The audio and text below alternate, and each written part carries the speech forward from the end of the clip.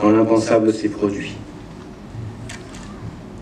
Laura était une élève brillante, débordante d'énergie, impliquée dans la vie de la cité. Ceux qui la connaissaient bien retiennent de Laura un sourire, une personnalité tournée vers les autres, un amour de l'apprentissage et de la transmission, forgé dans l'engagement au sein des scouts et guides de France, où elle était cheftaine. C'était une jeune femme qui poursuivait sa vocation au service des autres à l'école infirmière Rockefeller, après avoir suivi des études de psychologie à Lyon 2. Son chemin de vie était fortement imprégné de cet engagement, de cette attention portée aux autres, de cette volonté de s'impliquer dans la vie de Rieux-la-Pape, à laquelle elle était tant attachée et où elle avait donné de son temps en tant que membre du conseil municipal des enfants. C'était une enfant de Rieux-la-Pape qui aimait donner aux autres, qui aimait la vie, dont les grands yeux bleus reflétaient la joie de vivre et l'amour de son prochain. Ces grands yeux bleus se sont éteints dimanche, laissant à jamais une famille, des proches et une ville tout entière qui pleure. Aujourd'hui, nous sommes en deuil et nous devons savoir garder la nécessaire distance, la nécessaire pudeur qu'impose pareil drame. Nous devons nous montrer dignes de ce que fut Laura, de la jeune femme qu'elle était et de celle qu'elle voulait devenir.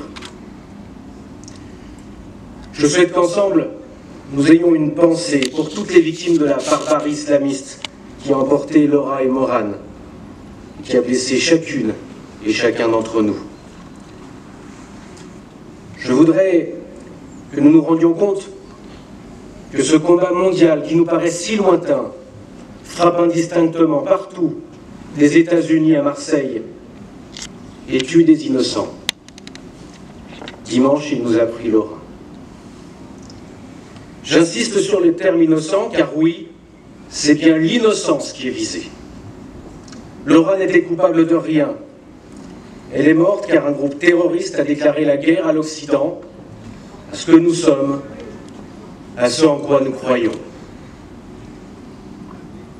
Les mots ne sont évidemment pas suffisants dans de pareils moments, mais je voudrais dire à sa famille, à ses proches, à tous ceux qui l'aimaient, qui la connaissaient, que Rieux-la-Pape est avec eux, que la commune est aujourd'hui meurtrie et qu'elle a perdu une partie d'elle-même.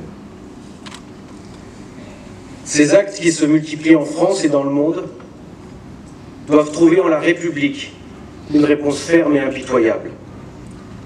Nous ne pouvons pas laisser nos enfants, notre jeunesse, tomber sous les coups d'un terrorisme qui se nourrit de nos faiblesses. Nous ne devons pas déposer les armes et attendre sagement le suivant.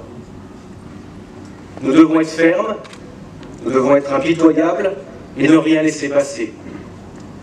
Nous devons être derrière les forces de sécurité, derrière ceux qui combattent concrètement le fanatisme islamiste qui nourrit cette haine en multipliant les appels au meurtre. Mesdames et messieurs, jamais la fin du premier couplet de notre hymne national n'a été aussi funestement d'actualité.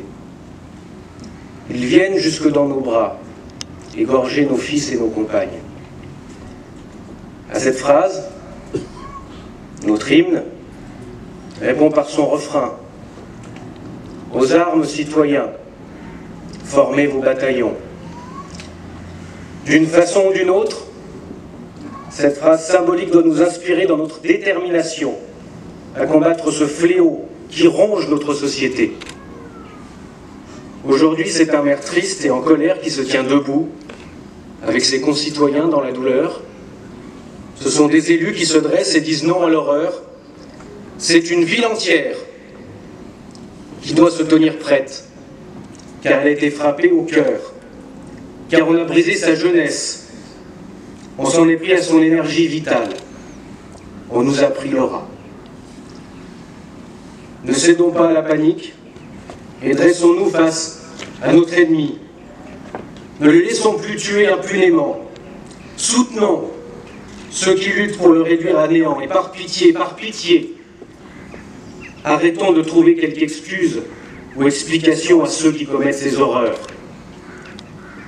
Jurons ici de ne pas laisser cet épouvantable meurtre impuni, de ne pas baisser la garde tant que les causes profondes qui conduisent des monstres, des fanatiques, à assassiner nos enfants ne sont pas éradiquées. Nous devons à toutes les victimes du terrorisme, la ville de Rieux-la-Pape le doit à Laura. Je vous propose maintenant de vous recueillir pour une minute de silence.